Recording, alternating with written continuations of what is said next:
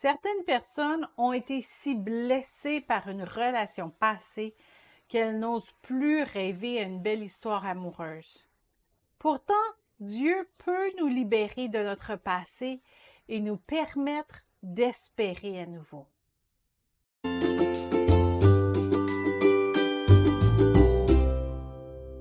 La parole citée dans Matthieu 18 nous enseigne une leçon très pratique et essentielle pour vivre en paix. L'histoire raconte qu'un homme devait l'équivalent de 100 000 $ à un roi. Lorsque le monarque lui demanda de payer sa dette, l'homme supplia de lui donner plus de temps pour la payer. Touché, le roi a même fait davantage, il a effacé la dette de l'homme. Puis, cet homme rencontra un de ses serviteurs qui lui devait 10 $. Il le prit à la gorge et il le mit en prison pour payer sa dette. Le roi apprit l'histoire et il fit revenir l'homme pour le gronder. « Ne devais-tu pas, toi aussi, avoir pitié de ton compagnon, comme j'ai eu pitié de toi? » Matthieu 18, 33. Et l'homme fut torturé jusqu'à ce qu'il ait payé lui aussi toute sa dette.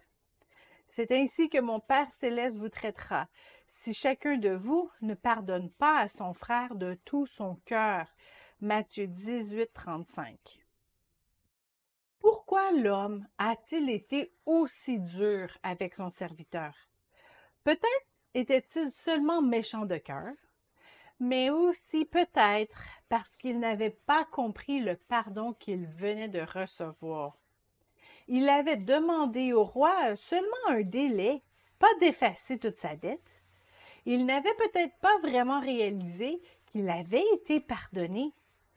S'il croyait qu'il devait encore cette énorme somme d'argent, il se sentait encore coupable. Il serait normal qu'il soit en quête de toutes les petites sommes possibles pour pouvoir rembourser le roi. C'est bien que le roi a prononcé un pardon, mais encore fallait-il que l'homme l'accepte et que sa vie soit transformée à cette nouvelle. Parfois, nous avons de la difficulté à comprendre le pardon de Dieu. Nous cherchons encore à rembourser notre dette envers lui, et cela nous fait devenir intransigeants envers les autres. Il est très difficile de pardonner notre ex ou toute autre personne qui nous a blessés si nous n'avons pas d'abord nous-mêmes reçu le pardon de Dieu.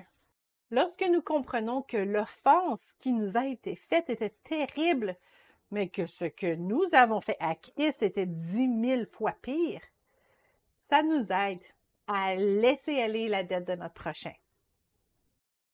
Peut-être que l'homme qui a reçu le pardon du roi l'a refusé dans son cœur, ne voulant pas paraître faible aux yeux des autres, pour ne pas perdre la face devant le roi. Il a gardé le désir de rembourser sa dette. Ce qui expliquerait pourquoi il a torturé son serviteur pour commencer à accumuler suffisamment d'argent pour rembourser la sienne. Parfois, notre orgueil est si important que nous n'arrivons pas à voir nos propres offenses. Nous voyons aisément ce que les autres nous ont fait de mal, mais nous sommes trop aveuglés par notre orgueil pour voir les mêmes choses que nous avons fait. La conséquence de tout ça, l'homme s'est retrouvé torturé en prison. Et c'est exactement ce que nous devenons à l'intérieur de nous-mêmes. Nous sommes torturés par des mauvais souvenirs. Notre cœur est emprisonné, incapable de s'ouvrir aux autres. Nous vivons dans un marasme émotionnel. Nos paroles sont sarcastiques. Nous n'arrivons plus à croire au bonheur et à la liberté. Il en va de même d'ailleurs pour toutes nos relations. Si nous avons été trahis en amitié et que nous n'avons pas pardonné sincèrement, nous n'arriverons pas à nous faire de nouvelles amitiés. Nous n'arriverons même pas à dire que l'amitié existe vraiment. Nous serons toujours sur nos gardes, suspicieux et intransigeants. Si nous n'avons pas pardonné cet employeur qui nous a congédiés pour une injustice, Nous serons caustiques dans tous nos lieux de travail. Si nous n'avons pas pardonné les pasteurs de notre ancienne Église, nous n'arriverons pas à croire en la sincérité des autorités de notre nouvelle Église. Dieu a des projets de paix et de bonheur pour nous, comme le dit Jérémie 29, 11.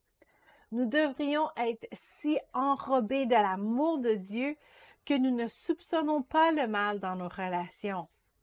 Si nous sommes acerbes, c'est qu'il y a un manque de pardon, reçu et donné, dans notre cœur. Il faut être pardonné et pardonner les autres pour apprécier les cadeaux de la vie.